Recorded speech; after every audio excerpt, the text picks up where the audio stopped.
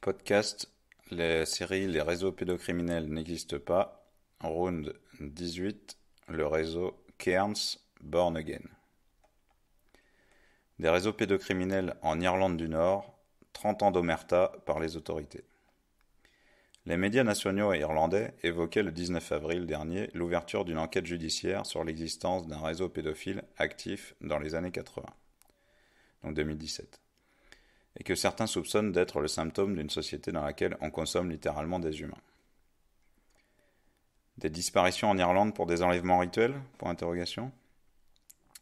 Jim Cairns a été poursuivi par une camionnette appartenant à un groupe paramilitaire loyaliste, donc pro-anglais, en Irlande du Nord. Il explique qu'une de ses connaissances, proche de l'IRA, l'armée républicaine irlandaise, donc dans ce conflit on a ceux qui veulent l'indépendance de l'Irlande du Nord, leur attachement à l'Irlande plutôt, donc l'IRA, et de l'autre côté les loyalistes, donc qui veulent que l'Irlande du Nord reste entre guillemets anglaise. Donc vous allez voir comment ce pseudo-conflit est en fait complètement instrumentalisé et biaisé depuis le départ par les services anglais. Donc il explique Cairns qu'une de ses connaissances proches de l'IRA, l'armée républicaine irlandaise, et membre du groupe satanique déguisé en groupe bien catholique, l'avait porté candidat pour un enlèvement qui a priori devait être suivi d'un meurtre. Ce qui est étonnant, c'est que dans ce culte satanique, on retrouve aussi bien des membres de l'IRA que des loyalistes. Cairns raconte que peu après la tentative d'enlèvement, un couple membre de ce culte, qui officiellement s'appelle les Born Again Christians, donc des chrétiens qui sont nés de nouveau, a emménagé près de chez lui et que, de 1995 à novembre 1997, il a été sous le coup de pratiques sataniques. Par exemple, des slogans sataniques étaient écrits sur ses véhicules, et il y avait aussi des attaques perpétuelles contre son habitation et contre lui. En 1996, Cairns a envoyé au ministre de la Santé, Austin Currie, un topo sur ce groupuscule et ses activités. Currie, qui était au départ attentif, lui a soudain demandé de ne plus l'appeler. Le topo a ensuite été envoyé à la justice, qui n'a rien fait, évidemment. En Irlande, quand quelqu'un disparaît, les réseaux se chargent de protéger le coupable, d'après ce qu'il lui a dit un travailleur social qui connaissait l'existence du club élitiste et satanique local. Cette personne a dit que des enquêtes sur les disparus sacrifiés lors de rituels sont étouffées, et a aussi parlé de sacrifices d'enfants, citant un garçon disparu, Philip Cairns, pas de lien de parenté avec Jim Cairns. C'est seulement après que Jim Cairns a appris que ledit travailleur social était également membre des Born Again et qu'il connaissait personnellement la mère du garçon sacrifié dont il a parlé. Il se trouve que la mère de Philippe, l'enfant disparu le 23 octobre 1986, Alice, vient d'une famille riche de Kilkenny et qu'elle aussi, elle est Born Again. L'enquête concernant Philippe Cairns n'a jamais abouti. Pourtant, alors qu'il est censé avoir disparu entre l'école et sa maison, personne ne l'a vu dans la rue.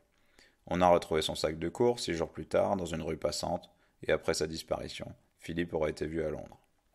Un témoin a aussi déclaré aux flics qu'il a été enlevé par un groupe religieux dont un membre vivait dans la rue où Philippe aurait été enlevé et dans laquelle il habitait. Mais il a fallu qu'un groupe de citoyens s'y mette et qu'on trouve que le meurtre a été commis par un groupe de pédophiles d'élite dont faisait partie un homme d'affaires de Dublin. Ils ont aussi trouvé l'endroit où est enterré Philippe, mais pas de chance, une construction a été réalisée justement à cet endroit. Cairns explique, je cite, « Dans les années 95 à 97, il y a eu une grosse augmentation du nombre de personnes disparues. En 98, dans le Kilkenny People, donc le journal local, on a découvert avec effroi que plus de 90 personnes avaient disparu sans laisser de traces depuis 1990. Dans le même temps que ce chiffre des personnes disparues augmentait, il y avait une explosion sans précédent des meurtres sans motif. » Fin de citation.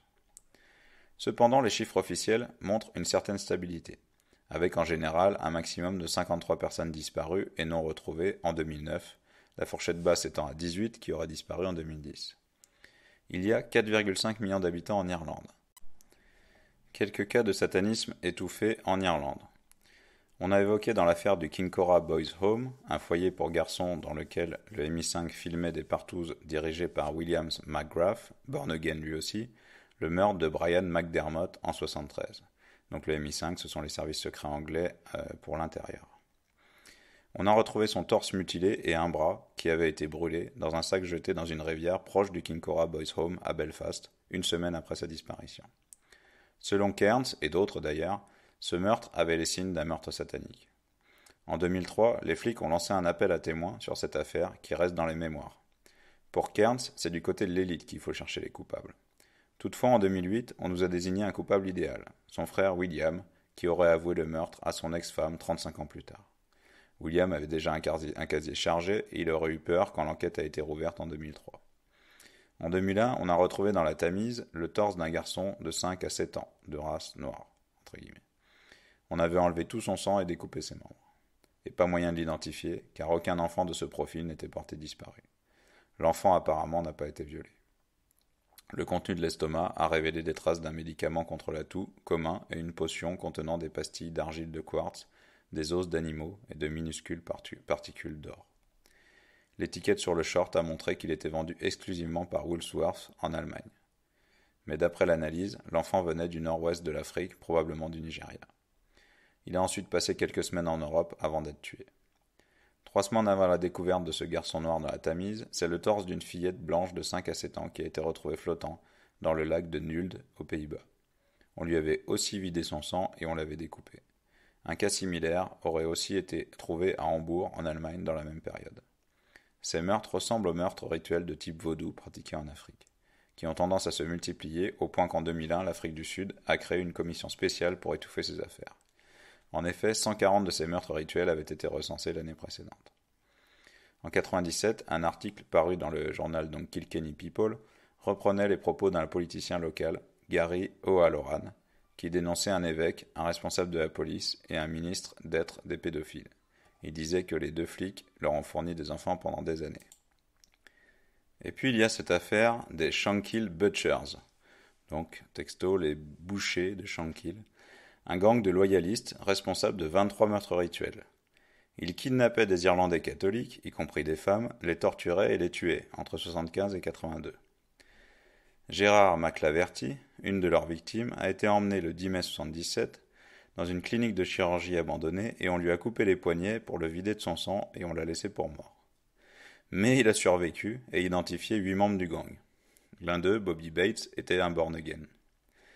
Dans cette affaire, pas mal de documents ont disparu de manière fort opportune et ce sont les mêmes flics qui ont fait disparaître une partie du dossier du Kinkora Boys Home. La plupart des victimes de ce groupe loyaliste et paramilitaire, dirigé par Lenny Murphy, ont été égorgées. En 1979, 11 types ont été condamnés pour 19 meurtres. Mais beaucoup ont échappé aux poursuites, et ce ne sont pas 19 mais 30 meurtres que le groupe avait à son actif. Lenny Murphy, lui, a été libéré en juillet 82. Il avait seulement été condamné pour port d'armes. On rêve. Le lendemain, il a assassiné un type handicapé mental. Un mois plus tard, il tuait un soldat anglais soupçonné d'être un informateur. Le 5 septembre, nouveau meurtre, puis le 22 octobre. C'est finalement une équipe de l'IRA qui l'a liquidé. L'affaire de Cynthia Owen mérite aussi le détour. Fille de 2 alcooliques, elle a été violée par son père et a accouché d'un bébé à l'âge de 11 ans en 1973. Le bébé a ensuite été tué de 40 coups d'aiguille tricotés par la mère de Cynthia. Elle a de nouveau été enceinte à 15 ans et s'est enfuie à 20 ans. Ça, c'est la version light de l'histoire servie par les médias. En réalité, son père sans argent a laissé 90 000 livres sterling à sa mort, tout simplement parce qu'il a vendu sa fille à un réseau pédophile, ainsi qu'il l'a écrit dans son testament. Le dit réseau était basé dans une ville balnéaire cotée, et chaque premier lundi du mois, elle était amenée par sa mère dans un immeuble où se déroulaient des abus rituels. À chaque fois, elle était droguée au préalable.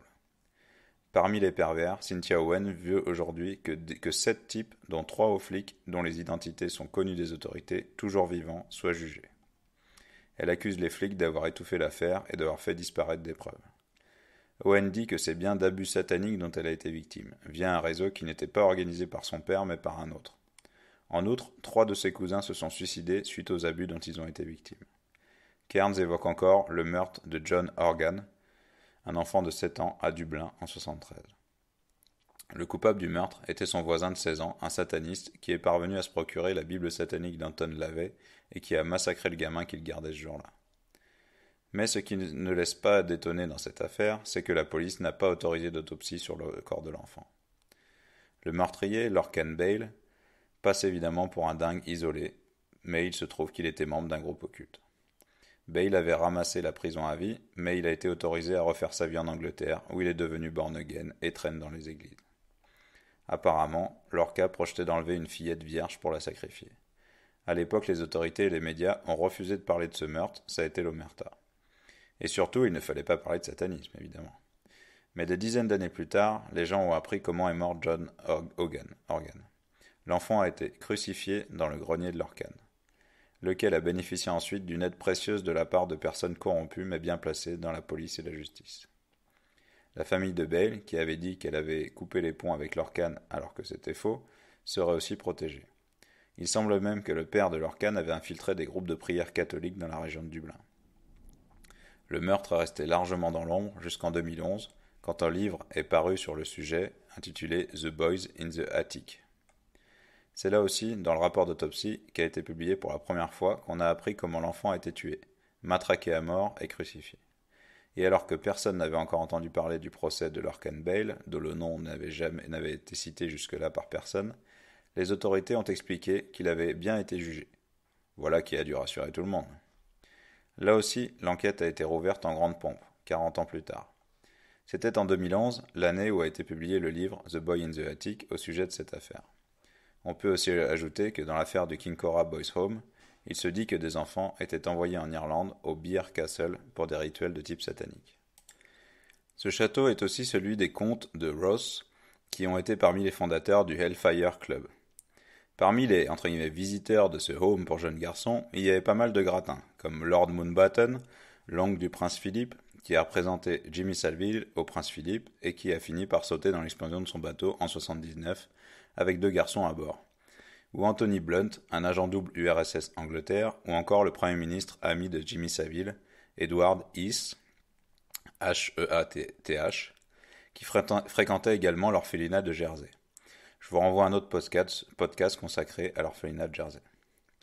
Il s'est avéré que McGrath collaborait avec le MI5 pour piéger tout ce petit monde lors de partous pédophiles et que ces messieurs étaient discrètement photographiés. Là aussi, les paramilitaires loyalistes étaient au cœur du système, puisque McGrath en faisait partie, ainsi que plusieurs habitués et certaines anciennes victimes. Quant au Birr Castle, il s'agit d'un lieu symbolique puisqu'il a appartenu au premier comte de Ross, le franc-maçon Richard Parson, qui a été parmi les fondateurs d'un club d'orgie sexuelle et d'occultisme, le Hellfire Club, en 1752. Le cofondateur était Francis Dashwood, futur Premier ministre, et parmi les membres, il y avait notamment Benjamin Franklin ou le Chevalier d'Éon, qui était, on le sait, un agent double. C'est au Hellfire Club qu'il aurait été recruté par les Anglais. Le comte de Ross, actuel, et propriétaire du château, est le beau-frère de Lord Swandon, le mari de la princesse Margaret, sœur de la reine Elisabeth. Dans la famille Parsons, un autre s'est illustré comme étant un proche d'Aleister Crowley, un certain Jack Parsons, chimiste qui a travaillé sur divers missiles pour le compte des USA. Crowley a même nommé Parsons à la tête de l'Otto, l'Ordo Templi Orientis, un groupuscule sataniste en Californie en 1942. Otto qui a fait des émules, je vous renvoie à un article consacré à l'Otto notamment en Australie. Et Parsons était aussi un fan du délire mystico-satanique de Crowley, l'abbaye de Telema, qui a valu à Crowley de se faire expulser d'Italie suite à des accusations de meurtre rituel d'enfants. Jack Parsons était aussi proche de Ron Hubbard, le fondateur de la Scientologie, et il a défendu les idées d'un certain Alfred Kinsey, pédophile, lui aussi adepte de Crowley, qui passe encore pour une sommité en matière de sexualité. D'après une certaine Dr. Joanne Coleman, de Ritual Abuse Internet Networking Service, les services sociaux avaient été mis au courant de la connexion entre le Kincora et le Birr Castle par un agent du MI5. Concernant les disparitions, on constate partout que les humains comptent pour moins que les voitures. Alors qu'on tient scrupuleusement des statistiques de vol de voitures, les autorités sont souvent incapables de dire précisément combien de personnes ont disparu dans leur pays, y compris les enfants. La thèse de Kearns est que beaucoup de ces disparus ont en réalité été massacrés par des groupes de tarés satanistes, ce qui, hélas, est une grande probabilité qui vaut également pour la France. Il ne faut pas oublier non plus le trafic d'organes, qui est aussi une réalité en Europe. Derrière, bien sûr, il y a des réseaux, des organisations hyper lucratives. Avec le satanisme, on a souvent la prostitution de mineurs, la diffusion de matériel pédopornographique, voire de snuff movies et le trafic de drogue.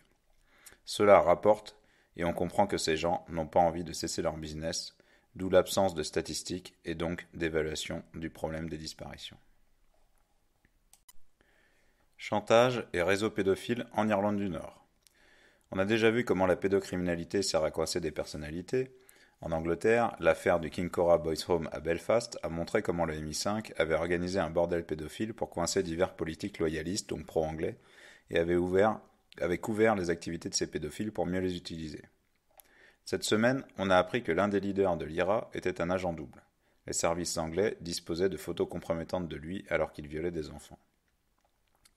La presse anglaise expliquait cette semaine que les autorités avaient couvert un pédophile, membre de l'IRA, donc l'armée républicaine irlandaise, la branche armée qui réclamait le retour de l'Ulster, donc l'Irlande du Nord, dans le giron du pays Irlande et non pas comme étant une province anglaise, comme c'est le cas aujourd'hui.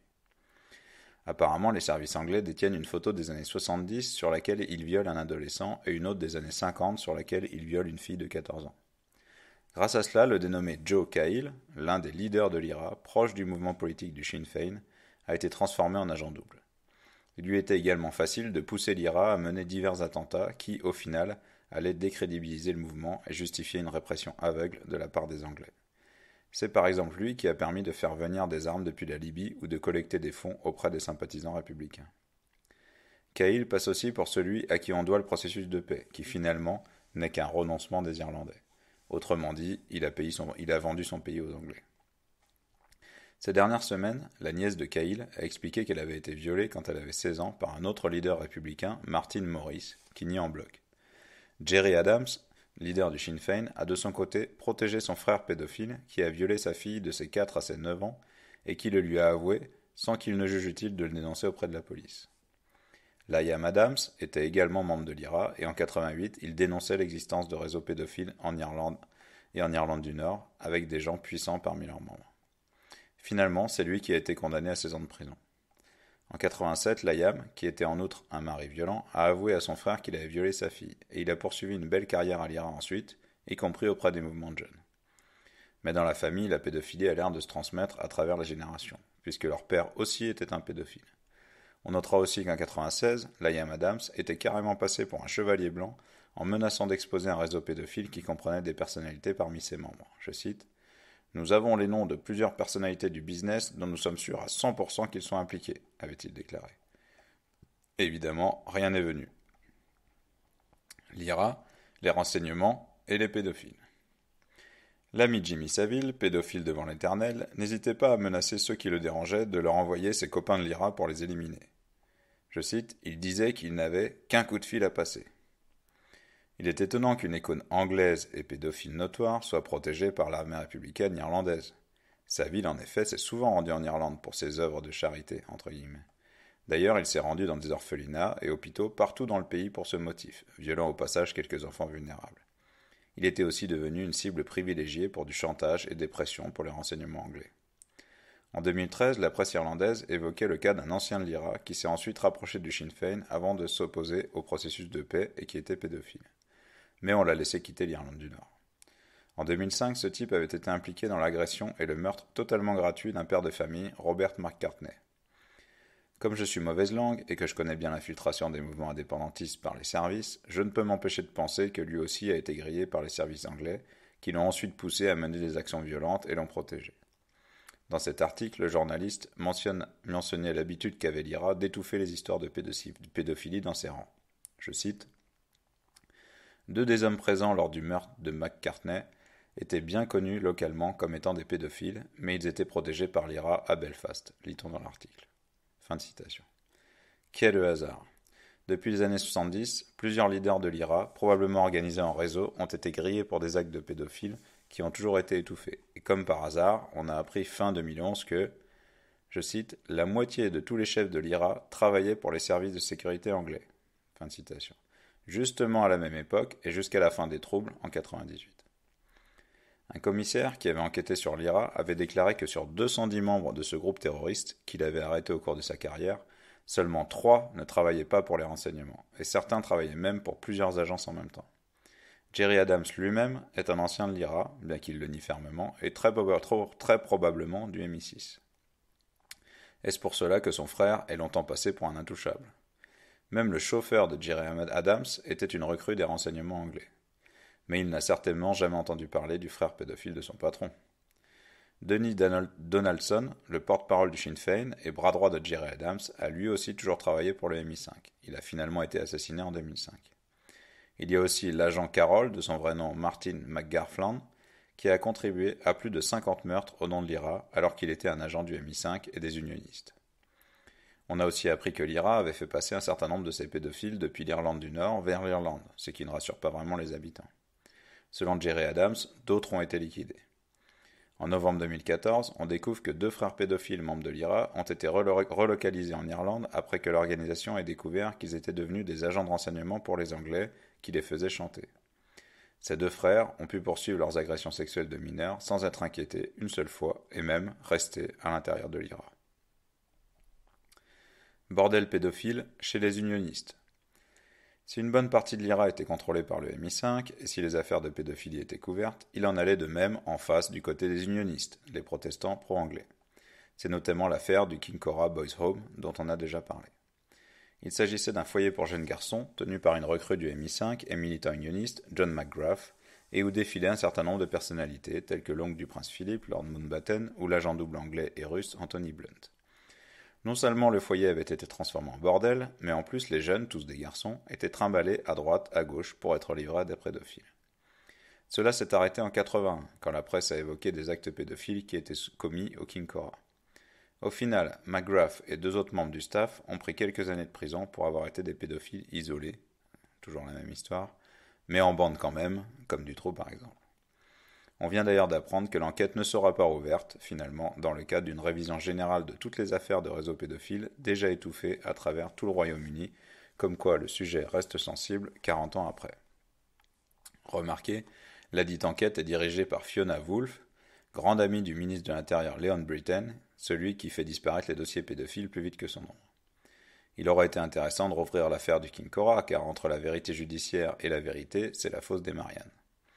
Rien officiellement sur l'implication du MI5, rien sur l'existence d'un réseau, et encore moins sur les personnalités pédophiles qu'on a fait chanter tranquillement grâce aux photos pédoporno prises dans ce foyer transformé en bordel, mais aussi grâce aux informations fournies par McGrath. Jimmy Savile aussi est passé en Irlande du Nord, et notamment à Belfast, là où se trouvait le Kinkora Boys Home. Mais comme par hasard, on n'a pas du tout enquêté pour savoir si, parmi ces centaines de victimes, il n'y en aurait pas en Ulster, donc l'Irlande du Nord. En fait si, on a vaguement enquêté, juste ce qu'il faut pour dégager discrètement les quelques dossiers qui auraient encore pu traîner à son sujet. Un autre leader unioniste, John McKeag, qui dirigeait aussi le groupe paramilitaire terroriste appelé le Red Hand Commando, donc le commando à la main rouge, était également un pédophile. Jamais il n'a été inquiété lui non plus. Il aurait été recruté par les renseignements anglais à cause de ses actes pédophiles qui leur ont donné un moyen de pression inespéré. McKeag était d'ailleurs un proche de McGrath, le type du Kinkora Boys Home. Mais apparemment en 82, en pleine polémique sur le Kinkora, McKeag aurait menacé de balancer sur les pressions exercées par les services anglais sur certains unionistes pédophiles tels que McGrath justement. Comme il avait peur de retourner en prison, puisqu'il était cité parmi les visiteurs du Kinkora, il a tenté de négocier en dénonçant ses copains. Mais comme par hasard, c'est là, en janvier 82, qu'il a été tué, sans que l'on sache officiellement par qui, même si tout le monde se doute que les renseignements anglais sont derrière. Un certain Colin Wallace, un ancien des renseignements militaires anglais, qui a été disgracié et qui a commencé à raconter ce qu'il avait derrière l'histoire du Kinkora, c'est-à-dire l'implication du MI5, a fait le lien entre McKeag et le meurtre en 73 d'un gamin de 10 ans, Brian McDermott, dont on n'a toujours pas retrouvé l'assassin, du moins officiellement. Wallace a expliqué que McKeag n'allait pas tomber car il savait trop de choses sur certaines personnes. En fait, en 73, McKeag avait été arrêté dans le cadre de l'enquête sur le meurtre de Brian McDermott, d'après Wallace. Mais aucune charge n'a été retenue contre lui. D'ailleurs, le corps de l'enfant a été retrouvé mutilé pas loin de Kinkora Boys Home. D'après certains, McKeag a été recruté par les renseignements militaires dès 72, en recrutant pour son commando des jeunes qui étaient aussi les victimes de ses penchants, de ses appétits sexuels. McGrath et McKeag étaient des proches de Knox Cunningham, leader et député unioniste, ex-secrétaire du Premier ministre Harold Macmillan, et également pédophile et lui-même proche d'Anthony Blunt, l'un des illustres visiteurs du Kinkora. Blunt a d'ailleurs fait comme McKeag, mais en plus efficace. Quand il a été accusé d'être un agent double pour l'URSS, il a sauvé sa peau en exploitant sa connaissance de la liste des clients du VIP du Kinkora. L'un des juges qui a permis d'étouffer l'affaire du Kinkora n'est autre que Michael Havers, le frère de la juge Butler Sloss, qui avait été nommé au début de l'été pour mener la grande enquête soi-disant sur l'étouffement des réseaux pédophiles en Angleterre. Havers avait aussi protégé des copains pédophiles impliqués dans l'affaire de l'Elm Guesthouse, et il avait menacé le député Geoffrey Dickens qui avait dénoncé des cas de réseaux pédophiles VIP soigneusement étouffés. Petite actualisation de 2015. Au sujet du Kinkora Boys Home, une victime a révélé qu'il s'agit bien d'un véritable réseau, qui emmenait les victimes à différents endroits pour y subir des partouzes. Un certain Richard Kerr, passé dans sa jeunesse par le Kinkora Boys Home, a expliqué qu'un ancien juge l'avait emmené jusqu'à la Elm Guest House, ce bordel pédophile londonien dans lequel des politiciens se mélangeaient à quelques stars du showbiz, notamment au cours d'orgies dont les victimes étaient des garçons des orphelinats alentours. Je cite: Il était un peu violent. Il m'a poussé dans une pièce et d'autres hommes sont arrivés. 2 ou 3 je pense, ils ne sont pas tous arrivés en même temps. Mes mains étaient attachées derrière mon dos, j'ai été jeté sur un lit. Je pense que quelqu'un prenait des photos avec un Polaroid. A raconté Kerr au journal Exaro. Fin de citation. Richard Kerr dit avoir été violé également au Dolphin Square, ce complexe de 1200 appartements de luxe à Londres, dans lequel de nombreux pédophiles VIP organisaient leurs partous privés, entre guillemets, avec des mineurs, venus manifestement de tout le Royaume-Uni. Les premiers viols subis par Kerr, qui a été envoyé dès ses 5 ans dans les orphelinats, ont eu lieu à Williamson House, à Belfast. Puis à 14 ans, il est arrivé au Kinkora, où il était le plus jeune. De là, on l'a fait voyager dans toute l'Irlande du Nord, mais aussi dans l'ouest de l'Angleterre, à Manchester ou Liverpool notamment, et aussi à Londres bien sûr, où c'est ce juge qui l'a amené. Il lui a payé une chambre pour 3 jours à l'Elm Guest House, et les types ont défilé nuit et jour. Kerr a aussi déclaré qu'on l'avait amené à l'hôtel Europa pour y subir des viols. Il s'agit d'un hôtel prisé par le gratin de la politique et du journalisme en goguette, et on l'a prostitué auprès de diverses personnalités, la plupart venues d'Angleterre. Le gardien du Kinkora, qui s'appelait Joseph Mains, l'a aussi violé, lui avait ensuite dégoté un soi-disant job dans cet hôtel quand il a eu 16 ans pour continuer à le prostituer. Un de ses copains, Stephen, avait également été amené à l'hôtel Europa, explique Kerr, puis il est mort dans des circonstances mystérieuses. Quel que soit le camp, dans le cas de l'Irlande du Nord, on constate qu'être pédophile assure une belle carrière et l'impunité totale contre quelques compromissions. Bizarrement, le même schéma s'observe en Angleterre avec les affaires de réseaux pédophiles étouffés dont le MI5 en avait une parfaite connaissance. En fait, la pédophilie est idéale pour coincer les types qui joueront ensuite le jeu qu'on leur demande de jouer sans poser de questions. Il serait vraiment temps qu'on démasque les pédophiles qui nous dirigent, car ils sont très probablement tenus par des services étrangers. Quelques autres affaires en Irlande. J'attendais savoir un peu plus, nous y voilà. On se rappelle que les ossements de plus de 800 enfants ont été retrouvés dans des fosses communes autour d'une institution catholique. Une partie de ces ossements a été analysée. Conclusion, certains des enfants ont été tués de manière rituelle, selon la police. Certains bébés ont été décapités et démembrés, exactement ce qu'on a retrouvé dans différents dossiers de réseaux pédocriminels, en France, en Belgique, aux Pays-Bas, en Espagne et ailleurs. Très vite, les fosses communes ont été recouvertes et sécurisées, probablement pour qu'on ne parvienne pas à connaître la vérité sur les abus gravissimes qui se sont produits là.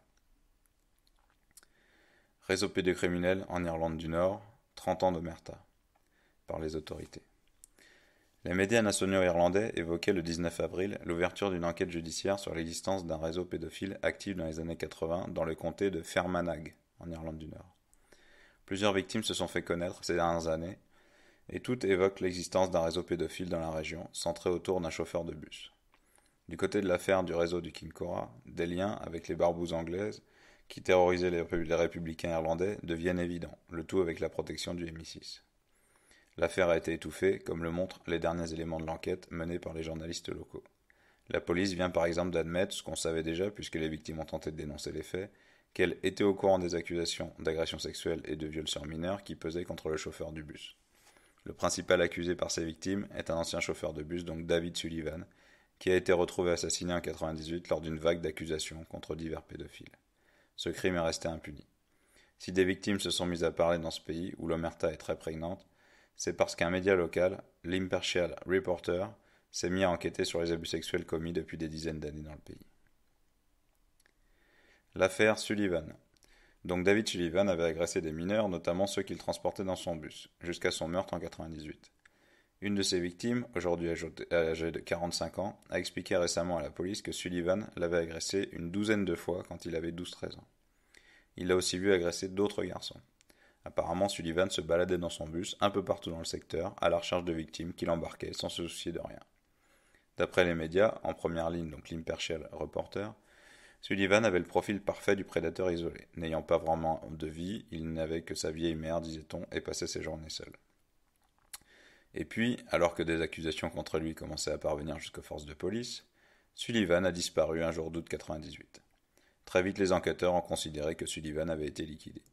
Son corps a été retrouvé le 3 février 2000 dans la campagne, à la frontière avec l'Irlande, et le où les meurtriers courent toujours. Il a été tué le crâne fracassé puis décapité. En décembre 2002, deux types âgés de 23 et 24 ans ont été arrêtés dans le cadre de l'enquête sur le meurtre de Sullivan pour avoir dissimulé des informations, mais pas pour le meurtre. En 2009, un autre type a été suspecté du meurtre de Sullivan et qui a été placé un temps en détention. Il affirme que les officiers avaient dit que, je cite, Sullivan était à la tête d'un puissant réseau pédophile qui avait fait plus de 400 victimes, selon le Belfast Telegraph. Ce témoin, Leo Ode, précise, la police m'a dit qu'il était le pire pédophile d'Irlande du Nord. Fin de citation. Et selon lui, si Sullivan n'avait jamais été inquiété, c'est parce qu'il savait des choses en raison de son activité de fournisseur de chair fraîche aux pédophiles du coin, du moins ceux qui pouvaient se le payer. Oates, lui-même pédophile, dit qu'il est en outre qu'il connaît les noms de plusieurs agresseurs pédophiles, notamment un ex-enseignant d'une école locale ou un riche businessman. Oates dit qu'il n'a été relâché que parce que le jour de la disparition de Sullivan, il était à l'enterrement de son grand-père. Avant de devenir chauffeur de bus chez Ulster Bus, Sullivan a été chef scout, et il traînait avec ses amis dans les bars et les salles de billard du secteur. Il avait aussi été membre de la Royal Air Force, l'armée de l'air. Des enfants et des ados venaient chez lui sans que cela ne pose de problème à personne, mais il y a toujours eu des rumeurs comme quoi Sullivan n'était pas si isolé que ça, et qu'il fréquentait même le gratin local, notamment quelques businessmen. Les rumeurs parlaient aussi d'un lien avec un réseau pédophile local, basé dans la plus grande ville du comté, Enniskillen, environ 13 000 habitants. Et puis il y a aussi eu des plaintes à plusieurs reprises, toutes classées sans suite évidemment. Ce réseau était donc très actif dans les années 80, une période à laquelle la ville a été le lieu de nombreux affrontements entre Irlandais et Anglais. Une des victimes parle d'autres adultes qui ont participé aux faits, d'autres garçons lorsque lui-même était violé par Sullivan. En mai, une douzaine de témoins avaient déjà contacté l'Impartial Reporter. Presque tous avaient déjà signalé les faits aux autorités par le passé. En vain. Parmi ces témoins, une femme qui a expliqué avoir été victime d'un réseau pédophile organisé dans 3 villages à moins de 10 km d'Enniskillen. Elle compte une quinzaine d'agresseurs. C'est son assistante maternelle, la femme qui la gardait, qui l'a mise dans ce réseau, a-t-elle dit. Je cite, elle a parlé d'autres enfants que cette femme avait vendus, entre guillemets, à des types, des gens qui travaillaient, des entrepreneurs, des gens très connus dans la région, selon un article de presse qui venait dans la maison où les enfants étaient gardés. Fin de citation. Les abus auraient ainsi duré de ses 4 ans à ses 8 ans. Un autre témoin qui dit avoir été victime de Sullivan estime que dans la région, ce réseau aurait pu faire une centaine de victimes.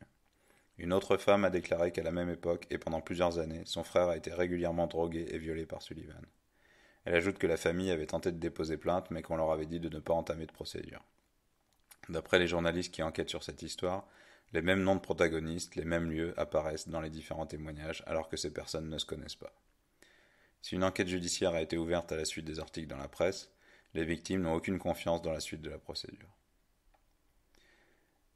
L'affaire du Kinkora Boys Home. Où en est-on ? On a déjà parlé plusieurs fois du Kinkora Boys Home à Belfast, dirigé par William McGrath, un pédophile pro-anglais qui avait carrément organisé un réseau pédophile dans ce foyer pour adolescents et qui travaillait pour les services anglais. Le Kinkora avait ouvert dans les années 70 et fermé en 81 quand plusieurs membres de l'équipe, dont McGrath, ont été condamnés pour des actes pédophiles sur 11 victimes. Plusieurs personnalités s'y rendaient et l'endroit était placé sous étroite surveillance des renseignements anglais, le MI5. Une trentaine de victimes ont été identifiées, mais il y en a probablement quelques dizaines de plus. Un des lanceurs d'alerte au sujet de l'affaire du Kinkora est justement un ancien des renseignements, mais de l'armée. Colin Wallace, qui travaillait à l'Information Policy Unit de l'armée anglaise en Irlande du Nord au début des années 70, avait tenté d'exposer ce réseau il y a 40 ans déjà, évidemment sans succès. Évidemment, cela ne lui a pas réussi sur le plan de sa carrière dans l'armée. Il veut aujourd'hui expliquer comment ses efforts ont été ruinés par le MI5. Il demande à ce que l'affaire du Kinkora soit incluse dans l'enquête gouvernementale sur les abus sexuels qui a été lancée en Irlande, mais pas en Irlande du Nord, toujours attachée à l'Angleterre. Selon Wallace, le MI5 utilisait le Kinkora pour compromettre puis manipuler diverses personnalités, essentiellement de la politique et des renseignements. De fait, la liste des visiteurs est digne d'un gala mondain. Donc Lord Mountbatten, l'oncle du prince Philippe, Maurice Oldfield, patron du MI5 et ensuite du MI6, son bras droit, Peter Heyman, l'un des membres fondateurs du Pedophile Information Exchange, Léon Brittan, qui a été ministre de l'Intérieur sous Thatcher et qui a étouffé de nombreux dossiers de réseaux pédophiles, surtout quand ils impliquaient des VIP, ou encore l'agent double Anthony Blunt. Cependant, l'affaire du Kinkora a été examinée récemment à l'occasion d'une enquête sur divers cas d'abus, mais plusieurs témoins clés ont refusé de témoigner, parmi lesquels Colin Wallace et son collègue Brian Gemmell, ou encore l'ex-membre du parti unioniste, pro-anglais donc, et éditorialiste Roy Garland, qui pourtant avait dénoncé les faits dans les années 80. William McGrath, le pédophile en chef qui dirigeait le Kinkora, était au cœur du mouvement paramilitaire unioniste. Il en connaissait tous les pontes et y avait aussi fondé son propre groupuscule appelé Tara vers 1966. Et il est arrivé en 71 comme directeur du Kinkora. Par ailleurs, McGrath était très proche de Sir Knox Cunningham, avocat d'Irlande du Nord, unioniste militant et collaborateur du Premier ministre Harold Macmillan. Il était très proche également des leaders unionistes comme le révérend Ian Paisley, qui a été le Premier ministre d'Irlande du Nord, ou James Molineux, cité récemment comme un des pédophiles actifs dans les réseaux pédophiles de Westminster, à Londres, qui était membre du Monday Club, un groupe très à droite du Parti conservateur et proche du lobby pédophile du PIE. Les coups fourrés des services anglais. Plus récemment, des éléments sont ressortis, mettant en exergue le rôle d'une taupe des services anglais dans le mouvement irlandais, qui a été assassiné en 89, un avocat réputé de Belfast à l'époque, Pat Finucane, de 14 balles à bout portant. En 2004, un dénommé Ken Barrett de l'Ulster Defence Association, l'UDA, un groupe paramilitaire pro-anglais qui était un informateur de la police anglaise, a avoué le meurtre. L'enquête a été étouffée durant des années, mais il est apparu que les services de sécurité anglais étaient impliqués dans l'assassinat. Celui qui aurait donné l'ordre de passer à l'acte serait celui qui était le porte-parole et un des dirigeants de l'UDA, Tommy Tucker Little. Un vrai terroriste qui a d'ailleurs été arrêté en 90 et condamné à 7 ans de prison pour avoir organisé des meurtres ciblés de républicains irlandais. Little était aussi un informateur des renseignements anglais sous le nom de code Rodney Stewart, depuis des années au moment du meurtre, et des témoins expliquent que Finucane faisait partie des cibles sur lesquelles il avait monté un dossier. En fait, ce seraient les renseignements anglais qui auraient demandé, entre guillemets, à des unionistes, alors emprisonnés, d'éliminer Finucane. Pourquoi ? Officiellement parce qu'il aurait trop bien défendu les membres de l'IRA, accusés de terrorisme. Il se trouve que l'une des victimes du Kinkora Boys Home, Richard Kerr, qui a été résident du home de 75 à 77, se souvient avoir croisé Little à 2 occasions. La première quand il avait 15 ans, un jour où il avait été amené à un hôtel pour un client inconnu par les types du foyer, et dans l'entrée de l'hôtel, les types sont revenus avec celui qu'il a alors représenté comme Tommy, qui est remonté en voiture avec eux ensuite pour le ramener au Kinkora. Il s'agissait donc de Little. Cette première rencontre a valu à Richard Kerr quelques intimidations par la suite. D'autant plus facilement que, le monde étant petit, William McGrath, le patron du Kinkora, était très proche des leaders de l'UDA.